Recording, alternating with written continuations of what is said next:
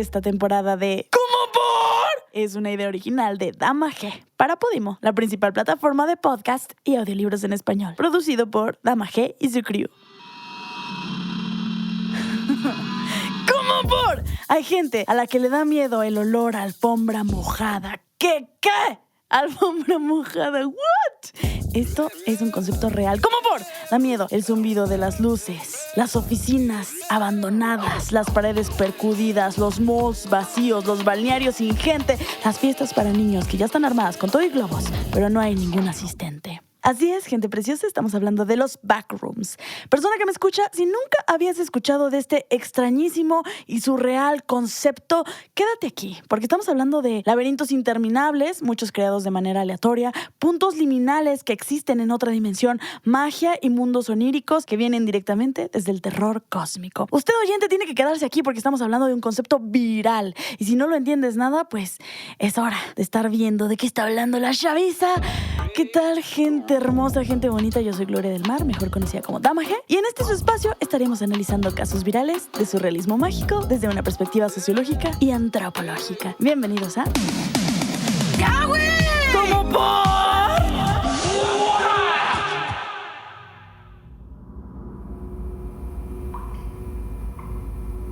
Lo primero que debes hacer es introducirte una parálisis de sueño. Ignora a los seres que se te pondrán cara a cara, nariz con nariz. Ellos no importan. En este punto, todavía no pueden hacerte daño.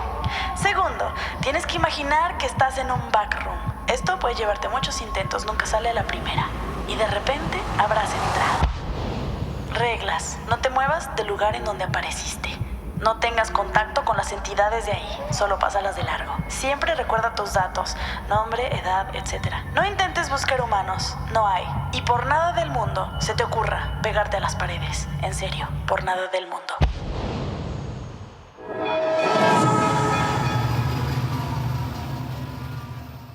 Estás en el tren del mame. Es 12 de mayo del 2019 y estás en la estación de 4chan. ¿Qué carajos es 4chan? Es un sitio random donde se habla sin censura de temas variopintos que van desde cocina, drogas, televisión, deportes y hasta violencia. Yo era 4chanera, tengo que confesar que lo fui cuando era adolescente. En 4chan existe un espacio dedicado a lo paranormal llamado Diagonal X Diagonal. Ahí un usuario anónimo pidió que le compartieran imágenes inquietantes o que simplemente se sintieran mal. ¿Por qué mal? No lo sé, pero mal. Y lo que pasó fue que un usuario subió un 3D con calidad semifotográfica, que era un lugar que parecía una oficina abandonada. No tenía nada de muebles, solo había una alfombra de amarillo pálido, paredes con tapizado clásico del mismo color y el techo lleno de luces en forma de rectángulos. La imagen rezaba: si no tienes cuidado y te sales de la realidad en las áreas equivocadas, terminarás en los backrooms, donde no hay nada más que el olor a alfombra húmeda, la locura del amarillo monocromático, el interminable zumbido de las luces fluorescentes y aproximadamente 600 millones de millas cuadradas segmentadas de manera aleatoria, en las que puedes quedar atrapado.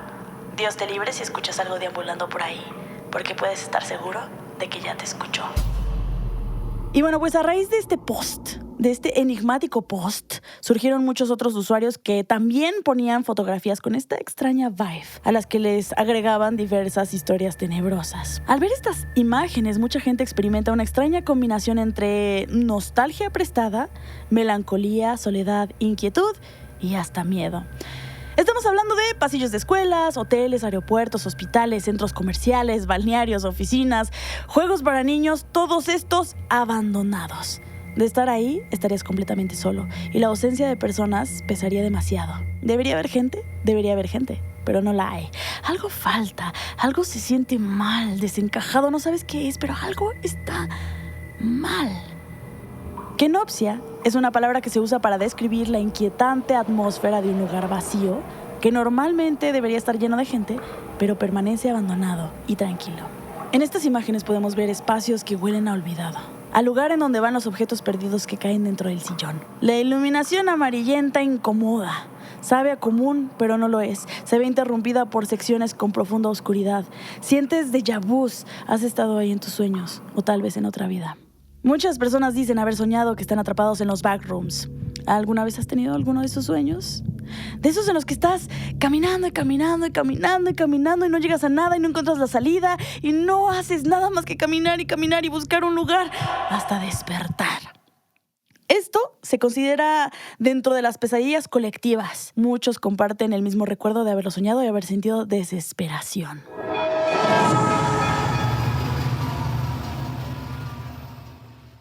Ahora sí, ¿de qué estamos hablando aquí? Hay mucha confusión, muchos temas, mucha magia. ¿Qué está pasando? Empecemos por lo primero. Los backrooms son espacios liminales. ¿Qué es la liminalidad? Significa no estar en un sitio ni en otro, físico o mental. Es estar en un umbral entre una cosa que se ha ido y otra que está por llegar. Esta es una noción antropológica desarrollada en el libro Ritos de Paso de Arnold van Gennep, que hace referencia a la existencia generalizada de un tipo de rituales que marcan socialmente el paso de un estado a otro. Puede ser una posición social, un estado, edad, puede darse a nivel individual o plural. Entonces, así como pues, el ser humano ha creado ritos que simbolizan el paso de un estado a otro, de la infancia a la madurez, por ejemplo, con los 15, de la soltería al matrimonio, etc., también existen lugares a los que les otorgamos esta connotación de liminalidad, de un espacio intermedio. A Van Gennep le interesaba el componente mágico-religioso del cruce de fronteras imaginarias, por ejemplo, el uso de una puerta o un umbral. Y aquí es cuando llega otro término, el no lugar. El no lugar es un término acuñado por el antropólogo Mark Auge para describir aquellos lugares de transitoriedad que no tienen suficiente importancia para ser considerados como lugares. Un espacio intercambiable donde el ser humano permanece anónimo, definidos por el pasar de los individuos sin personalización ni identidad propia. Estamos hablando justamente de aeropuertos, pasillos, calles, metros, centrales, supermercados, cadenas hoteleras. Son no lugares y espacios liminales, lugares intermedios, nunca el destino. Varios de estos son muy concurridos durante el día, como plazas comerciales o escuelas, pero adquieren un tono completamente distinto y siniestro cuando cae la noche, cuando son abandonados y quedan en el olvido, en el desuso, como Pripyat, abandonada post-accidente de Chernobyl, o las enormes ciudades abandonadas de China, llenas de edificios iguales que parecen copy-paste. Es una cosa muy creepy de ver. Esos son espacios liminales. Y otro ejemplo de espacios liminales serían los backrooms. Solo que los backrooms son un lugar mágico, un limbo, una entrada a otra dimensión. De acuerdo a varios usuarios de internet, estos espacios son laberintos interminables reales, generados aleatoriamente y pertenecientes a otra dimensión. Los visitamos en sueños, pero se puede entrar por medio de portales. El problema es que salir de ahí es prácticamente imposible.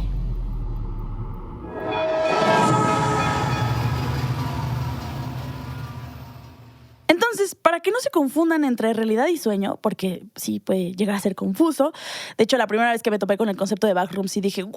¿Qué universo es este? No lo entiendo. ¿Cuál es la diferencia entre un backroom y un espacio liminal? Bien, en resumen, existen espacios liminales reales. Son no lugares que se sienten familiares, pero de repente ponen fotos en donde carecen de su contexto observado habitualmente y que están anormalmente vacíos. Presenciarlos produce una extraña incomodidad que es complicada de explicar. De ahí es que Internet agarró estos espacios que se comparten a manera de fotos o ilustraciones o creaciones en 3D. Esto último es muy común que sean 3D y esos espacios suelen ser más surreales y oníricos y mágicos. Y a raíz de estas imágenes se crean historias. Estos son los backrooms. Los backrooms son leyendas creepybastosas inspiradas en espacios liminales y estas historias se van generando de manera colectiva en Internet, creando un lore complejo en donde representan puntos perdidos en el espacio-tiempo con distintos niveles y entidades. Lugares que pueden llegar a ser sumamente peligrosos. Para los que no estén familiarizados con el término lore, porque lo vamos a usar mucho en este episodio, lore significa tradiciones y conocimientos que posee un grupo particular que se pasa de boca en boca. Sin embargo, ese término se usa mucho en videojuegos y juegos de mesa y representa la historia, el trasfondo y el universo del mundo del juego.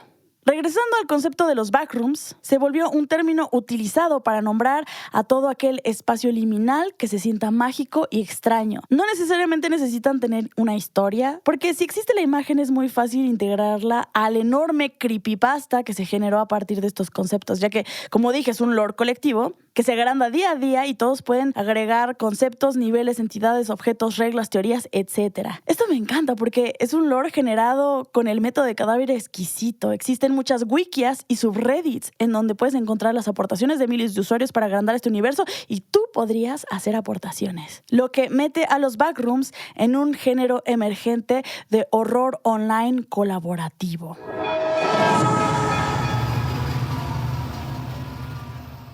Ahora sí, vámonos al lore de los backrooms, lo que se está generando de manera colaborativa en internet. Los backrooms son un conjunto de dimensiones o planos externos a la realidad, los cuales están llenos de estructuras repetitivas, monotemáticas, usualmente de apariencia antropogénica. ¿Qué es antropogénico? O sea, construcciones que se supone que deberían haber generado humanos, pero no se siente como que lo hayan hecho. Estos planos laberínticos, denominados niveles, están habitados por extrañas criaturas denominadas entidades y por las pocas personas que han tenido la desgracia de salir de la realidad y entrar ahí. Básicamente está repleto de gente desaparecida. Se entra a los backrooms a través de portales o de fallas en la realidad, aunque también hay quienes entran sin querer al estar dormidos con una parálisis de sueño. Las historias dentro de los niveles y subniveles y de las entidades se van ampliando con la participación de miles de internautas. Algunos vienen con indicaciones de cómo llegar ahí, de cómo sobrevivir, de cómo regresar, qué puedes encontrar, etc. Existen cientos de niveles que van desde el 0 hasta el infinito. Algunos de esos niveles son más amables que otros son ultra peligrosos y es imposible salir de ahí. De acuerdo a la cultura popular, el nivel 0 vendría siendo el espacio amarillo que se hizo famoso en 4chan, que inspiró toda esta estética.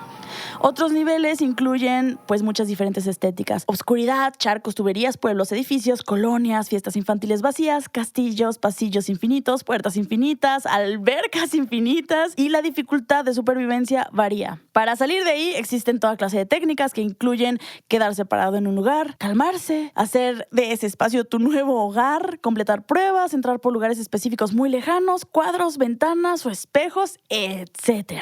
El lore también incluye que en varios de esos lugares existen artefactos, herramientas, armas y consumibles que te pueden ayudar a sobrevivir o todo lo contrario. Las entidades que habitan ahí son distintos tipos de monstruos humanoides que viven al acecho.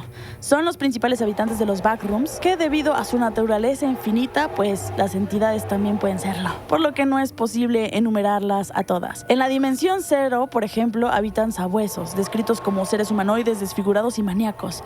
En los diferentes niveles puedes encontrar entidades como ladrones de piel, smilers, polillas de la muerte, howlers, cimerios, el caballero rojo y mucho más, que también cambian y varían depende de la wikia o el subreddit que estés leyendo. Hay que recordar que pues este es un trabajo que sigue construyéndose. De acuerdo al lore del creepypasta, pues las teorías para justificar la existencia de los backrooms varían.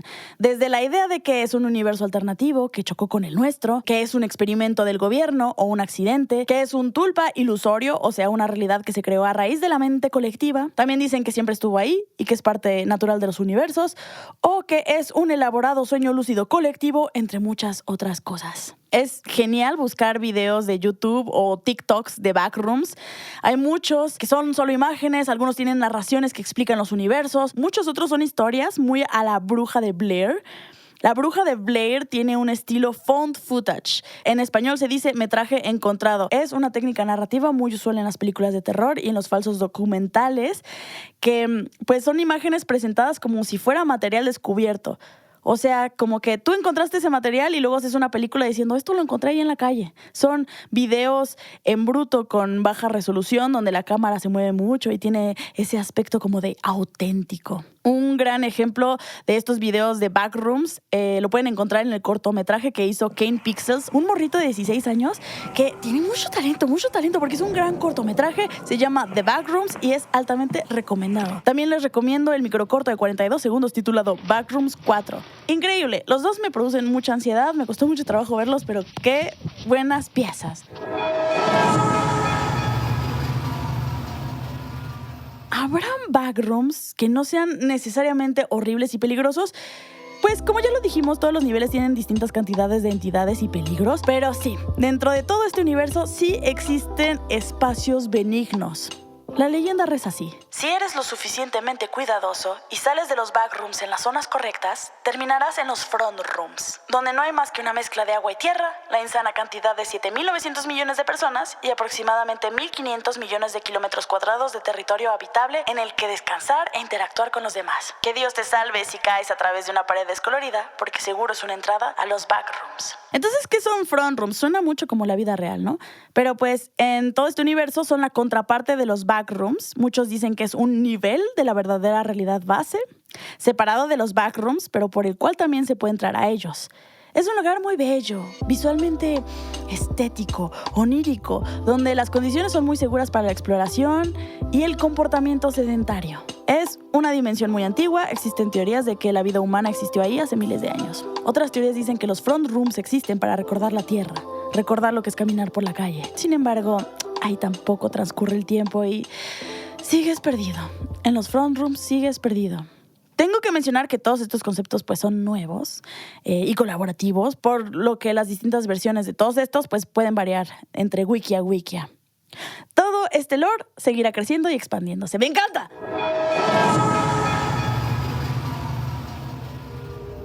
Además de llegar sin querer soñando o inducirlo por medio de la parálisis de sueño, puedes llegar por otros medios. Hay uno muy famoso que se llama el método del elevador. Se supone que pues mucha gente lo usa para llegar a los backrooms.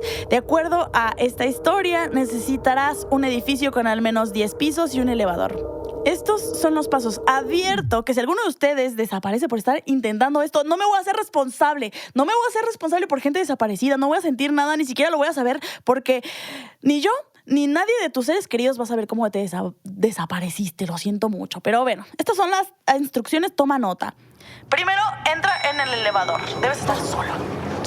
Esto es algo que se hace solo, Q. Dentro del elevador, ve a estos pisos en este orden: cuarto piso, segundo piso, sexto piso, segundo piso, décimo piso. Si alguien más entra mientras lo estás haciendo, no podrás completar el ritual y tendrás que volver a comenzar. Cuando llegues al décimo piso, aprieta el botón del quinto sin salir de la caja. Cuando llegues al quinto piso, una mujer joven entrará y se te unirá en el elevador. 2 cosas: no le hables. Segunda cosa, no es un ser humano. Después de que entre la mujer, aprieta el botón del primer piso. Después de apretar el botón del primer piso, el elevador te llevará al décimo piso en vez de llevarte al primero.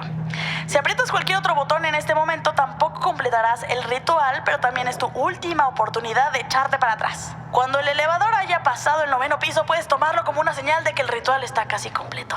En el mundo al que llegues, solo debe haber una persona: tú.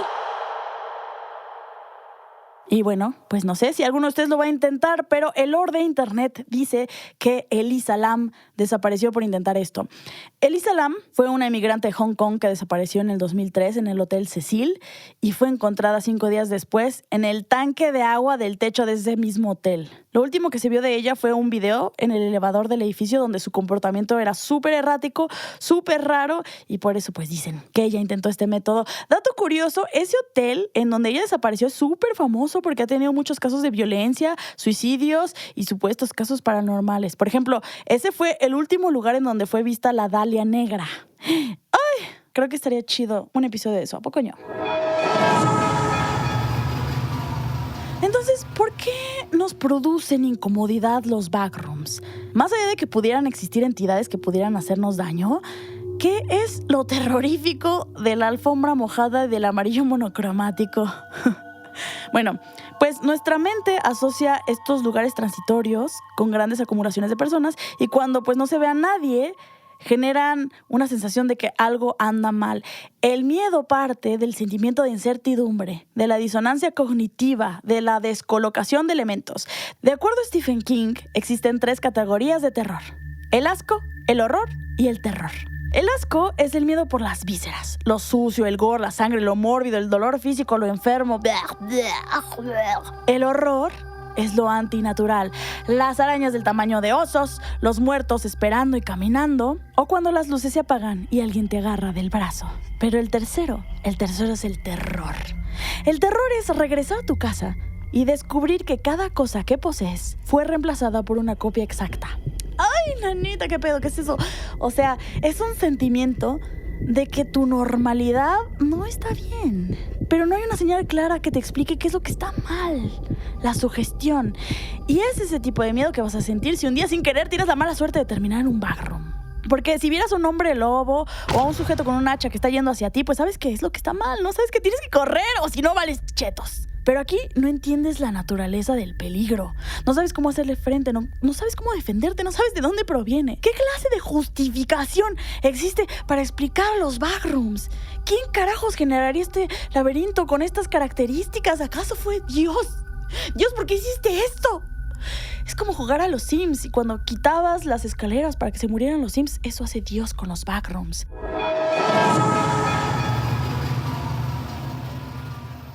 Hay versiones de espacios liminales mexicanos en donde, por ejemplo, salen los pasillos de La Parisina o sitios en el metro de Ciudad de México.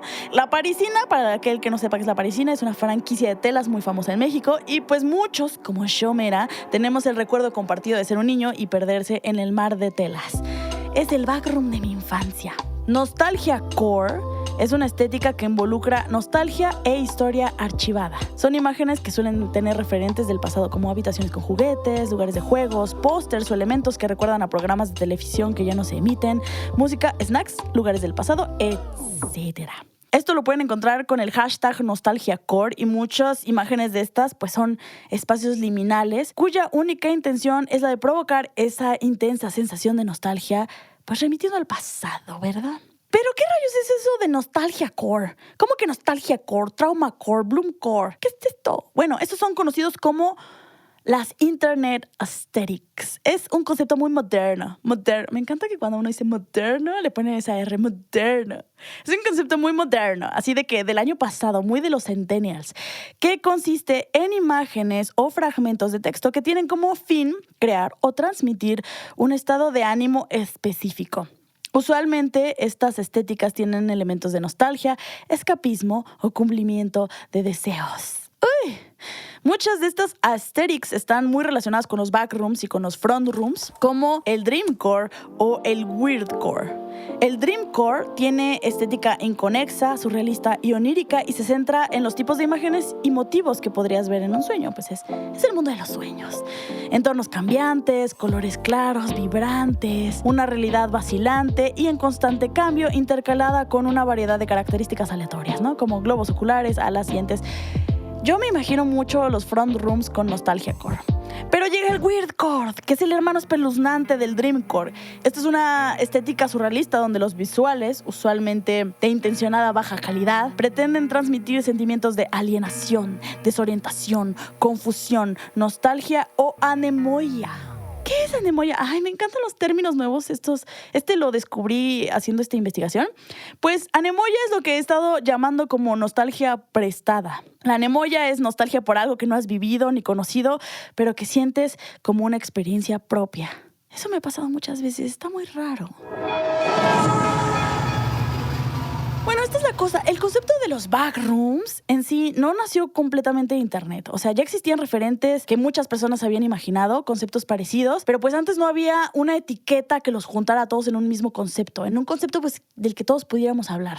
Pero bueno, o sea, en la mitología judeocristiana existe el purgatorio. Escher dibujaba espacios raros y paradójicos desde inicios del siglo pasado. Un concepto muy relacionado con los backrooms, porque son dimensiones que se escapan de las reglas físicas de nuestro mundo natural. Backrooms famosos dentro de la cultura popular tendríamos a, por ejemplo, The Black Lodge de Twin Peaks, que es una serie de David Lynch, o el hotel de The Shining de Kubrick, caracterizado por largas escenas de pasillos enormes y vacíos.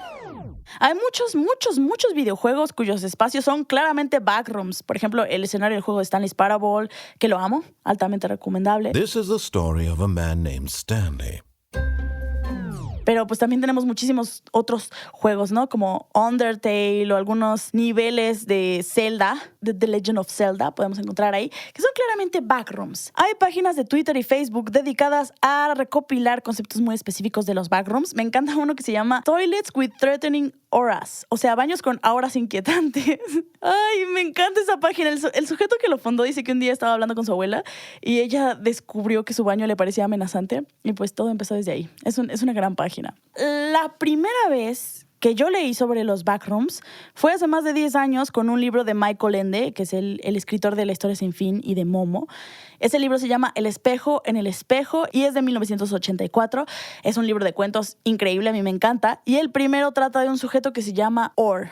H-O-R. En esa historia, Orr es un personaje que vaga en un lugar inmenso, interminable, que cuando se acerca a una ventana solo ve otro cuarto y cuando va a la ventana de ese cuarto solo ve otro cuarto y no conoce los días ni las noches y vaga por ahí comiendo estuco de las paredes. Esa fue la primera vez que yo topé con ese concepto. De ahí la siguiente vez que volví a retomarlo, antes de que existiera el término, fue a raíz de que escuché el disco de The Caretaker, An Empty Bliss Beyond This World. ¡Gran disco! Lo recomiendo. Que por razones de copyright no puedo ponerlo aquí, pero pues lo recomiendo bien cabrón. Consiste en el sampleo procesado de una canción vieja que suena nostálgica. El sujeto le pone reverb como si sonara en un gran salón y tiene ruidos y arañazos. Suena muy nostálgico. De acuerdo a su propuesta, su concepto musical parte de la exploración de la memoria y su deterioro gradual, que se inspiró curiosamente en la escena del salón de baile encantado de la película del Resplandor de Kubrick, que como ya dijimos es un buen ejemplo de espacios liminales. Su trabajo deliberadamente intenta generar un efecto proustiano inverso. ¿Qué es eso de efecto proustiano inverso? El también llamado Magdalena de Proust consiste en un fenómeno memorístico involuntario en el cual un estímulo aleatorio, ya sea olor, imagen, etc., desencadena automáticamente un recuerdo intenso que se creía olvidado. O sea, sí lo he tenido. He olido, sobre todo con el olor, he olido algo y he dicho, me recuerda a un pasaje perdido de mi pasado. Está bien chido porque el concepto proviene del recuerdo que le provoca el sabor de una magdalena. Una magdalena es como un banquecito. Recién hecha, mojada en té, al protagonista de un libro llamado Por el camino de Swan, escrita por Marcel Proust. Y básicamente las siguientes 3,000 páginas del libro son acerca del recuerdo que le provoca ese panquecito remojado en té. Es un intenso el Proust, me cae re bien. Pero regresando de Caretaker, que es este creador musical, lo que busca con su proyecto musical es generar un efecto proustiano inverso, o sea, anemoia. Generar un recuerdo prestado, el recuerdo pasado de algún extraño, pero reubicado en tus propios recuerdos. De Caretaker sí que me sabe a anemoia, nostalgia prestada. Esto es lo loco. Es que a mí esto me vuela la cabeza. Es que miren, cuando escuché por primera vez a The Caretaker hace unos 10 años, sin saber nada de su conceptualización, ni de su propuesta, ni de su tesis, lo primero que me imaginé fue un lugar enorme, infinito, abandonado, húmedo y prácticamente vacío. O bueno, no prácticamente vacío, donde se escuchaba para siempre, desde un fonógrafo, una música que nadie nunca iba a escuchar. Básicamente me imaginé un backroom. Pero lo loco del asunto es que en la actualidad muchísima gente pone a The Caretaker como el soundtrack de los backrooms. O sea, si ustedes buscan backrooms en internet, está sonorizado con The Caretaker. Y es que, o sea, yo hice esa asociación hace pinches 8 o 10 años, antes de que se generara el concepto colectivo, porque ya existían referentes en mi mente y en la mente, pues, del colectivo general. Solo necesitaba ser nombrado, necesitaba un nombre. Lo que no se nombra no existe, dicen por ahí. En general, aparte de The Caretaker, me encanta la música con la que, pues, musicalizan los backrooms. Podemos encontrar canciones de 8 bits, synthwaves, jazz, copycats de The Caretaker que también samplean músicas viejas, música de videojuegos, como los que ya mencioné, como The Legend of Zelda o el soundtrack de Undertale, que pues son backrooms. Es básicamente música inquietante, misteriosa y fantástica. También algunos de estos backrooms se encuentran musicalizados con música ambiental, también llamada Muzak. Muzak es un concepto loquísimo porque, a ver, había una empresa llamada Muzak. Ellos fueron los pioneros en generar la música ambiental. Pero está bien loco porque esa música se diseñó específicamente, pues, para hacer eso. Música ambiental neutra, fría, música que no molesta, pero que tape los silencios. Música que puede ser oída, pero no escuchada. Su objetivo original era calmar a la gente e incentivar el consumo. Al principio se usaba en los rascacielos dentro de los ascensores, originalmente para calmar a sus ocupantes mientras subían y bajaban, porque la gente no tenía normalizado los conceptos de los elevadores en los años 40. Y pues Muzak promocionó toda esta música diseñada para ponerla en los espacios. De acuerdo a la tesis de Muzak, si usabas esta música en tus fábricas, empresas y todo eso, aumentaban los índices de productividad de los empleados. Lo que me parece súper creepy, ¿no? O sea, compra esta música, es para el control mental de tus empleados. Está heavy. Y pues lo interesante de todo este mundo conceptual, sonoro, visual, es que tiene antecedentes y lugares comunes que nos pueden llevar a esta idea. Y bueno, pues es interesante, ¿no? Regresar al concepto de los espacios cotidianos convertidos en lugares terroríficos. Algo que me parece bien loco de estos espacios es que son espacios arquitectónicos.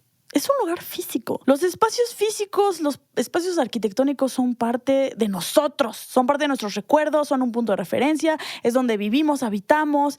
Esos escenarios cambian con nosotros, nos rodean, nos cobijan. Desde que nacemos, nuestro entorno arquitectónico tiene un impacto directo en nuestras emociones, en nuestros pensamientos o conductas.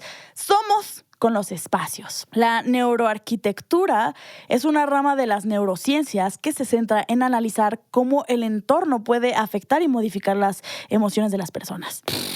¡Qué explosión de mente! Analiza aspectos sensoriales como iluminación, colores, temperatura de materiales, la percepción de diseño y pues analizan cuál es el impacto que tiene sobre las personas y cómo esto influye en su grado de infelicidad o felicidad. ¿What? Entonces, está bien loco porque la realidad de un laberinto interminable de un backroom pues sería, para empezar, ni siquiera creo que sea un espacio euclidiano, podría ser un espacio no euclidiano, un espacio donde las reglas tradicionales de la geometría que consideramos normal pues no aplican. Y no tengo la menor idea de cómo sería existir ahí. Me da un profundo pavor de solo pensarlo. Creo que sería lo peor que podría pasarme. Así me fui a dormir y desperté ahí en un pinche laberinto horrible. No podría con esa realidad. Pienso que la mayoría de los seres atrapados en los backrooms, los seres humanos, la gente perdida, ya están fritos del chocho.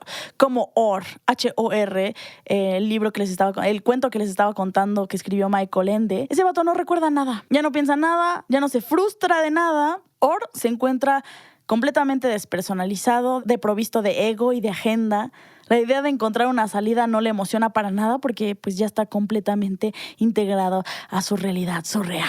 Está fundido con el laberinto y con el espacio. Es extraño porque a pesar del miedo y la inquietud que nos generan estas imágenes, pues nos atraen como si tuvieran cualidades hipnóticas. Estar en un espacio liminal es una experiencia que todos tendremos por lo menos alguna vez en la vida. Cuando te encuentras a altas horas de la noche en alguna central o siendo el primero en llegar a la escuela, no estamos tan alejados de la sensación y es por eso que lo reconocemos como algo familiar. Espero que todo esto te suceda en el plano de la tierra, porque si llegas a los backrooms por error y no tienes las instrucciones claras, prepárate, muchacho o muchacha o muchache, porque estarás ahí un buen rato, mucho rato, tal vez demasiado rato. Que Dios te bendiga, aunque yo no creo en Dios. Pero muchas gracias por escuchar este capítulo de la serie ¿Cómo por? Yo soy Gloria del Mar, mejor conocida como Dama G, y los esperamos en la siguiente emisión de otro caso viral y que entre en el mundo del realismo mágico. ¡Chao!